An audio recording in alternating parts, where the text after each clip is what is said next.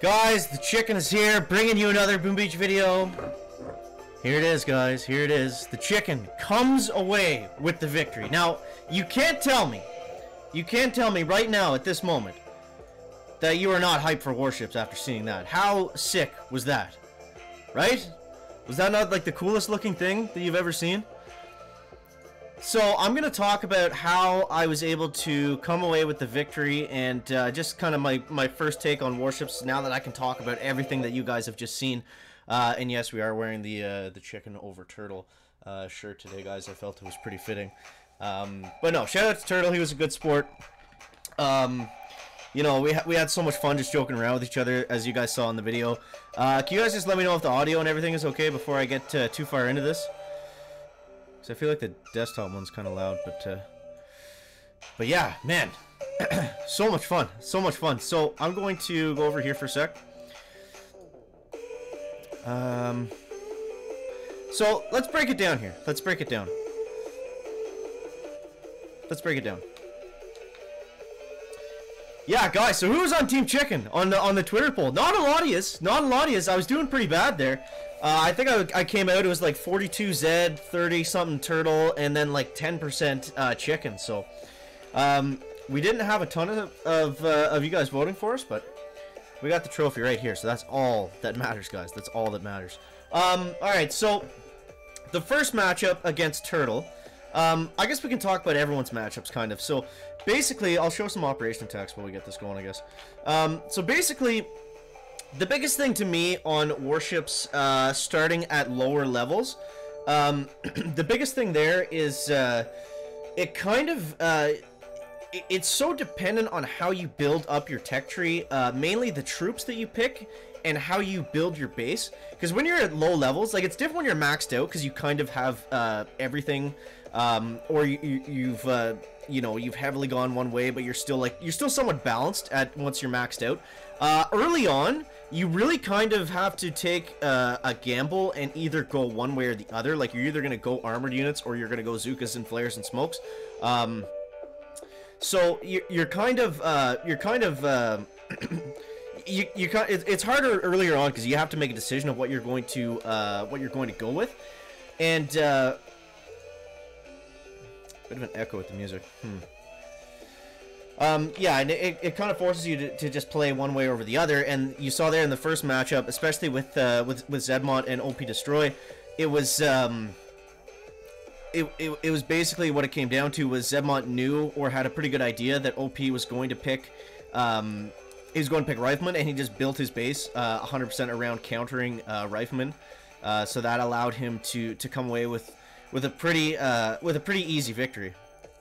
And the same thing goes for my matchup against Turtle. So I knew I was going to go with Rifleman, just because we did do a couple practice matches before, and the one thing that I noticed was Warships, they don't have any statues, right? So there's no ice. So it's a totally different thing than using Zookas in operations, because stuff doesn't have crazy amounts of health. It does get tough towards the end in terms of building health and building damage, and there was a specific node for building health and for building damage that you could upgrade, but it might either be upgraded or not, just depending on the person, right? So basically what happened from there is I knew Riflemen were going to be very strong, because they weren't going to get instantly melted by shock launchers and rocket launchers, and you know, machine guns and flamethrowers. You just kind of had to move them around those things, and mortars as well too. So if you're able to kind of space them out properly, I knew that they were going to be the best troop, and they did prove to be at least the meta in our little tournament there. I'm not sure if they've changed anything on Warships just yet. Oh my God, Zukasaurus Rex! Thank you so much, brother. I appreciate that, man.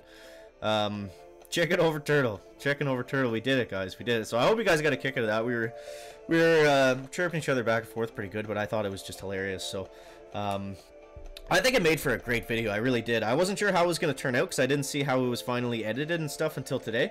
But I think it just turned out fantastic. Like, I thought it was just really fun, and it wasn't too long either. I know some of the Supercell tournaments that they do, because they do these for like Clash Clans, Clash Royale, and Brawl Stars and stuff. Usually they go like 2+ hours, so this one was kind of nice because you could actually watch the whole thing. I think it ended up being like 25-30 minutes, something like that. Okay, let's go. Okay, alright, we're looking good now. Oh, 18% chicken cam. We did pick it up a little bit there. I did start tweeting it out and stuff a little bit towards the end. But yeah, so I knew Riflemen were going to be good, is basically what I was saying before.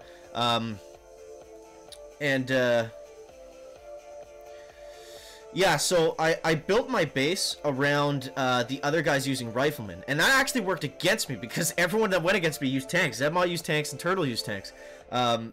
So I think they knew what my plan was in terms of defense. But my whole thought process was I would rather build my base to stop Riflemen and, you know, RZM, RZCM, Zookas, and be a little bit weaker to tanks. Because tanks, at the defensive levels that we had, tanks were going to rip through everything anyways. But they're going to be slow. The gamble, like, I saw it as like a 50-50 almost. The gamble on the other side was build your base to be good against tanks and kind of good against Riflemen. But the Riflemen, you know, they're just going to fly right through everything anyways. Yeah, Zmod's first ever face reveal, so that was pretty exciting in itself. Between you and your opponent, maybe with chicken commentary. I don't have access to any of that footage. That was all done by like a separate company, so I couldn't even ask Supercell for it. But we're gonna have it tomorrow. So we'll be able to look at everything really in depth. I do have to work tomorrow, but I'll try to stream. I don't know what time the update's coming out, but usually it comes out in the middle of the night for Eastern time. So my guess is it's gonna be like 3-4 o'clock in the morning, probably 12 to 15 hours from now. That's my guess anyways. Cause they're not gonna put it out past noon Finland time. That wouldn't make sense because they want to be they're not gonna go to work and then go home and then put out the update. That wouldn't make sense. Thanks, Fritz, appreciate that. Guys, check out Fritz's army. He's a good guy, he means well. He's got a YouTube channel. Some of these other smaller dudes, they need some love too. But yeah, so what else happened? So that got us to... What is going on in this operation attack? Like, this is Nick and Knight's task force, guys. Where we use Grens on Commodore, apparently. I think they're just... I don't know. I hope they're just messing around. I see heavies and criniers, so surely this is some sort of spoof operation. Ultimate Noob, welcome to the stream. So yeah, and then when we got to the final round with Zedmont, that's where really the game really kind of changed. It was vastly different. Warships at a low level versus being maxed out. First off, the map is huge. It's not as big as an operation map, but it's about, I would say, it's probably about half the size of Duality. And obviously there's less defenses and things like that. So it's just so much different than Operations. That's what I really like about it. It's not just about... because Operations, the maps are so big. There's so many defenses. There's so much ridiculous statue health. The only thing you can use is Zookas at high levels. To have a chance at taking the base down, right? Because you have to have something that does so much damage. Now, Warships is different because you don't have that huge statue boost hurdle to get over. So it's more like you can... You know, it's more like player bases almost in a way. I believe Crab will be this Friday. I'm not 100% sure because I know the Crab was packed into this update that's coming tomorrow. So I don't know, like they would have had to change something in regards to the Crab for it to come out later than this week. I imagine they didn't touch that at all and they just packed it all in one go. So Anniversary Crab will be this Friday, guys. We're going to be streaming that as well. When it arrives, but but yeah, anyway, so back to the Warship. So the map is so big, but you don't have the huge statue boost to get over, so you can use normal troops to an extent. What it really comes down to is where you put your engine rooms. Now, you'll see the way I won. I had all my engine rooms in the back, and basically my plan was I didn't think he was going to be able to smoke all the way there if he did go with Zookas and upgrade his smokes and his flares. Which you see he did kind of try to do, but with Riflemen. And I had so many rocket launchers spread around that you would have had to shock, like, I think you would have needed, like, 3 or 4 shocks at the very least to even have a chance. And I thought he might be able to get a few like that, but I didn't think he could get all of them.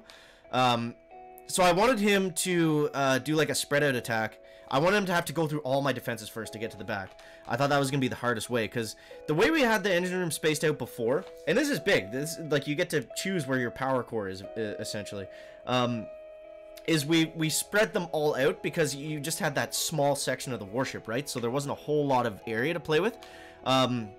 So you just spread them out at the back as well as far away from each other as you could. And you see every one of us basically picked the same defensive layout.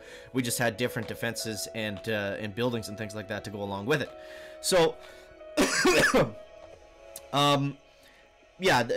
So the biggest thing on going against Zedmont near the end, I packed all my engine rooms in tight. He kind of spread them around. He got a little tricky with his setup to in the second and third match, where he would put like one engine room like way off up at the back, and then the rest were kind of spread out down below. I found that layout was pretty challenging, and it also was he was essentially like defending himself against a tiebreaker, because if he was able to get up and get all my engine rooms, it would have been very quick. He would have got them all at once. But if I had got all his, just the time it would have taken to go around the map, it would have eaten up a lot of time. So that would have been very difficult. I'm just gonna hold this the whole time that we're talking, guys. I need like a shelf for it. Maybe it'll stand in here. It's probably not a good idea, is it? I'm gonna move that. So yeah. So with the more spread out base, I was still able to use riflemen.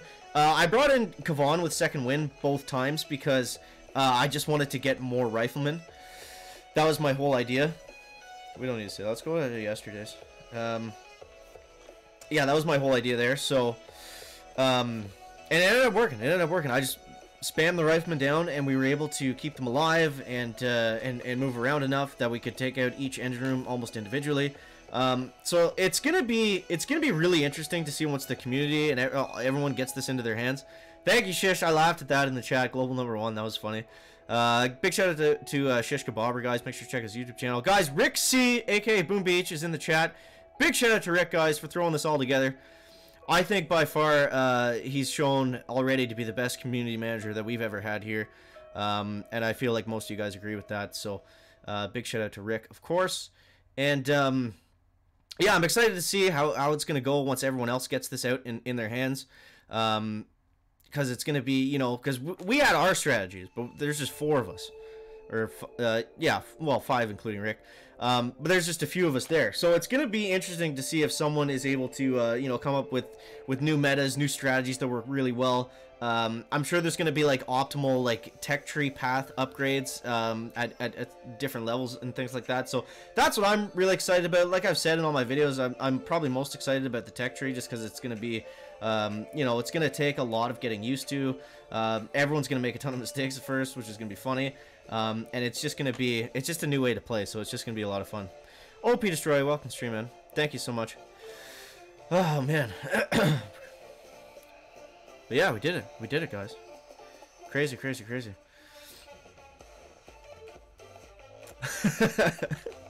Rick versus Drew in Warships. Now, that would be a good matchup because they both had experience with it, right? But Rick probably would have been able to take it away. I don't know what level Drew is in the game, but I assume Rick had a little bit more time to play around with it than Drew did. So, guys, what I'm going to do tomorrow, I'm actually doing this backwards. I was going to post this video tomorrow, and I made a vlog, kind of, when I was in Finland. And I'm just going to go over, kind of, you know, just the travel and, like, meeting the guys and stuff. So I'm going to post that up tomorrow, so make sure you subscribe and stay tuned to the channel. Hit a like on the video, subscriptions, and stupid bell thing, whatever. All that good stuff if you want to see it, and if you don't, then you don't have to, but...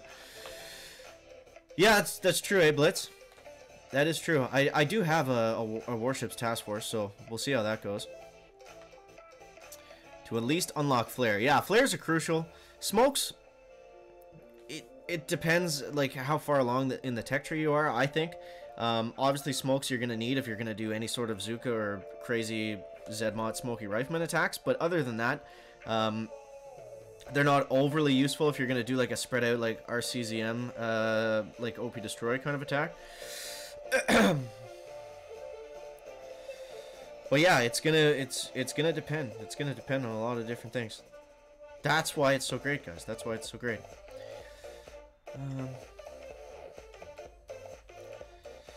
1 and 2. Okay, let's go like that. And I think I'm gonna have to shock the laser. Or should we shock here? I'm gonna shock here actually, because I think the laser's gonna go for those critters. And we should only need one shot here. Oh, we actually just took the laser gun on by ourselves. That was not the plan, but uh-oh. Here we go, guys. Here we go. We're gonna get it. Come on, Zukas. Boom. There it goes, guys. There it goes. So yeah, let me know, guys, down below in that comment section what you're feeling about Warships. I just wanted to do a quick kind of my thoughts, wrap up, and everything like that, to let you know what was going through the chicken's head as we became the global #1, as Shish Kebab will say, Warships champion. Guys, as always, thank you so much for watching. If you're new to the channel, make sure to subscribe. We do everything Boom Beach, everything Warships is going to be done and shown right here. We'll get you that news first as soon as the update comes out tomorrow, hopefully. So yeah, guys, as always, thank you so much for watching. That is going to wrap it up for the video today. Make sure to leave a like if you found it interesting, entertaining, or informative. Hashtag Team Chicken, guys, and we'll see you in that next one. Chicken out.